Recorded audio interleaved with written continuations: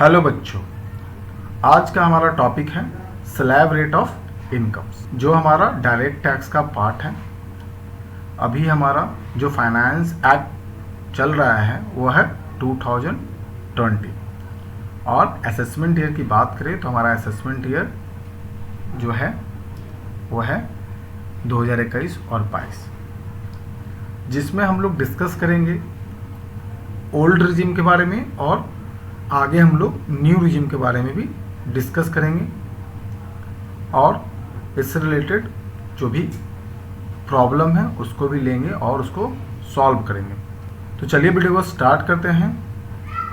बात करें finance act 2020 की, जिसमें हमारा असेसमेंट ईयर 21-22 है और हमारा प्रीवियस ईयर 2021 है। तो सबसे पहले हम लोग ओल्ड रिजिम के बारे में बात करेंगे, जो हमारा ओल्ड टैक्स स्लैब रेट है उसके बारे में डिस्कस करेंगे, जिसको 3 कैटेगरी में बांटा गया है। फर्स्ट है वैसा इंडिविजुअल जो 60 ईयर से कम होता है, ठीक है, उसको कितना छूट दिया जाता है, कितने इनकम पे, इसको हम लोग देखेंगे। तो इनकम की बात करें तो जो भी इंडिविजुअल है या HUF है, ठीक है, अगर उनका 2.5 लाख तक इनकम है तो उनका जो रेट ऑफ टैक्स लगेगा वो नील लगेगा, यानी उनको कुछ भी नहीं देना होगा। जब उनका इनकम 2,50,000 से इंक्रीज करके 5 लाख तक, ठीक है, रहता है तो उनको 5% के रेट से उनको टैक्स देना होगा। और जब उनका इनकम 5 लाख से ज़्यादा इंक्रीज करता है और 10 लाख तक रहता है, ठीक है, तो उनको 20% का जो रेट है वो उनको देना होगा। और जब आपका इनकम 10 लाख से एबव यानी ज़्यादा हो जाता है, 15 लाख, 20 लाख, 1 करोड़, तो जो आपका स्लैब रेट है 30% is the last tax rate. Okay, तो यहाँ पर आप देख सकते हैं कि आपको यह अच्छे से समझना है या रिमेंबर करना है कि आपको यहाँ 3 तरह का स्लैब रेट है, 5%, 20% और 30%, जो किसके केस में है, प्रत्येक इंडिविजुअल और हिंदू अनडिवाइडेड फैमिली के केस में।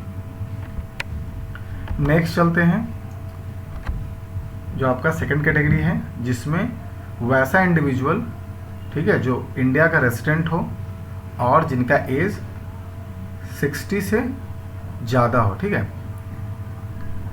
मगर उनका जो एज है 80 से कम होना चाहिए ड्यूरिंग द प्रीवियस ईयर, यानी प्रत्येक इंडिविजुअल हो, HUF हो, ठीक है, जो इंडिया में रहता हो और जिनका पिछले साल, ठीक है, एज 60 से ज़्यादा हो, 80 से कम हो, तो इसको सीनियर सिटीजन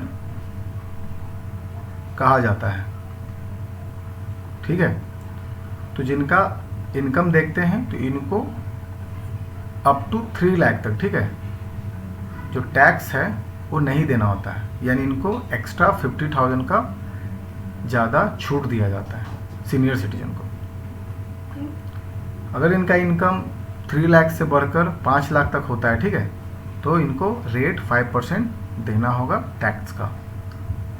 उसके बाद अगर इनका इनकम 5 लाख से बढ़कर 10 लाख होता है तो इनको 20% के रेट से इनको टैक्स देना होगा। और अगर इनका इनकम 10 लाख से ज़्यादा हो जाता है, 15 लाख, 20 लाख, 1 करोड़, 2 करोड़, जितना भी बढ़ जाए, उनको 30% के रेट से इनको टैक्स देना होगा। तो हमने सीनियर सिटीजन के बारे में बात कर लिया, इंडिविजुअल के बारे में बात कर लिया। नेक्स्ट हमारा थर्ड केस है सुपर सीनियर सिटीजन। तो ये हमारा सुपर सीनियर सिटीजन है। कैसे इसको देखते हैं, तो जो भी इंडिविजुअल, ठीक है, इंडिया में रहता हो, ठीक है, और उनका जो एज है 80 से ज़्यादा हो, ठीक है, पिछले साल में, ठीक है, तो वह सुपर सीनियर सिटीजन कहा जाता है, ठीक है। तो इनका अगर इनकम की बात करें तो इनको कितना पे छूट मिलता है, तो इनको 5 लाख तक कोई पैसा देना नहीं होगा, ठीक है। अगर 5 लाख से अगर 10 लाख के बीच में इसका इनकम हो, ठीक है, तो 20% के हिसाब से आपको टैक्स देना होगा।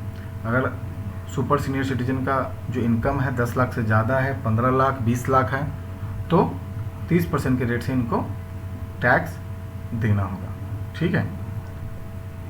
आई होप आपको यह समझ में आया होगा। नेक्स्ट कैटेगरी की बात करें तो यह हमारा न्यू रीजन के बारे में है, जो न्यूली इंसर्ट हुआ है, ठीक है। तो जो भी इंडिविजुअल और एचयूएफ अगर ऑप्ट करता है या न्यू रीजन को, ठीक है, जो under section 115 BAC provided the condition mentioned under section 115 BAC 2 are satisfied, अगर यह जो भी इंडिविजुअल या एचयूएफ अगर इस रिज्यूम को या न्यू रिज्यूम को सेलेक्ट करता है या चूज करता है, ठीक है, तो उनका स्लैब रेट क्या होगा, उनको कैसे टैक्स देना होगा, इसके बारे में अब जानते हैं। तो अगर इनका इनकम अप टू 2,50,000 है, ठीक है, तो नील होगा। लेकिन अगर इनका इनकम 2.5 लाख और 5 लाख के बीच होगा तो इनको 5% का जो टैक्स रेट है देना होगा। अगर इनका इनकम 5 लाख से 7.5 लाख, ठीक है, यानी 2.5 लाख इंक्रीज करता है तो इनको 10% टैक्स देना होगा। अगर इनका इनकम 7.5 लाख से अगर 10 लाख तक जाता है, ठीक है, इंक्रीज करके, तो इनको 15% के रेट से इनको टैक्स देना होगा।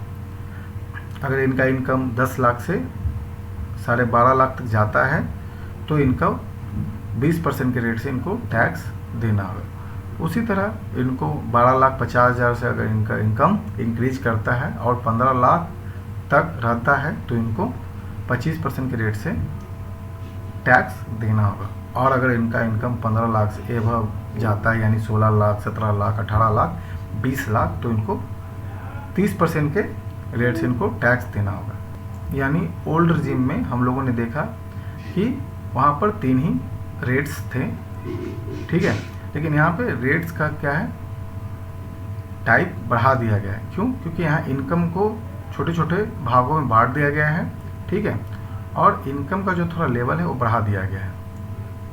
लेकिन अगर न्यू रिजीम कोई भी इंडिविजुअल एचयूएफ अगर चूज करते हैं तो इनको बहुत सारा जो एटीसी के तहत जो भी रिलैक्सेशन मिलता है वह नहीं मिलेगा, जो हम लोग आगे देखेंगे। तो ये तो जो केस हो गया आपका इंडिविजुअल और एचयूएफ फैमिली से रिलेटेड हो गया जिनका एज 60 से कम होता है। नेक्स्ट हम लोग देखेंगे सीनियर सिटीजन के बारे में कि इनमें क्या होगा। तो इनका भी अगर कोई भी इंडिविजुअल इंडिया के रेजिडेंट है और उनका अगर 60 साल से ज़्यादा है लेकिन 80 साल से कम है पिछले साल, ठीक है, प्रीवियस ईयर, तो इनका भी जो स्लैब रेट है वो पहले से सेम रहेगा, ठीक है। और सुपर सीनियर सिटीजन का भी जो आपका है वो आपका सेम रहेगा, ठीक है, इसमें कोई चेंजेस नहीं है, यानी कोई भी अलग इसमें स्लैब रेट नहीं दिया गया है। तो ये आपको इजी है याद रखना, क्योंकि अगर आप एक याद करते हैं तो जो भी कैटेगरी इंडिविजुअल, सीनियर सिटीजन और सुपर सीनियर सिटीजन में सेम है, यानी कोई भी अलग अलग नहीं है। लेकिन ओल्ड रिजिम में 3 कैटेगरी है, individual, super senior and senior citizen में सभी का जो स्लैब रेट है जो अलग अलग है। आई होप आपको समझ में आया होगा। 4th कैटेगरी की बात करें तो in the case of AOP और बीओआई, यानी एओपी का मतलब एसोसिएशन ऑफ पर्सन और बीओआई का मतलब body of individual other than cooperative society weather incorporated और नॉट और every artificial judicial person in both old और न्यू रिजिम। अगर कोई भी एओपी और बीओआई होता है, ठीक है, इसको आगे हम और डिस्कस से पढ़ेंगे, ठीक है। अभी हम यहाँ स्लैब रेट को समझते हैं। अगर जो भी कैंडिडेट एओपी और बीओआई से बिलोंग करते हैं, ठीक है, ठीक है, अदर देन कोऑपरेटिव सोसाइटी, तो उनका इनकम स्लैब रेट क्या होगा वह देखते हैं। तो जो भी कैंडिडेट एओपी या बीओआई है, अगर उनका 2.5 लाख इनकम होता है ईयर में, तो उनका जो टैक्स रेट होगा वो नील होगा। अगर उनका इनकम 2.5 लाख से इंक्रीज करके 5 लाख तक जाता है, ठीक है, तो उनका स्लैब रेट 5% तक होगा। और अगर उनका इनकम 5 लाख से इंक्रीज कर 10 लाख तक जाता है तो उनका जो स्लैब रेट होगा वह 20% होगा।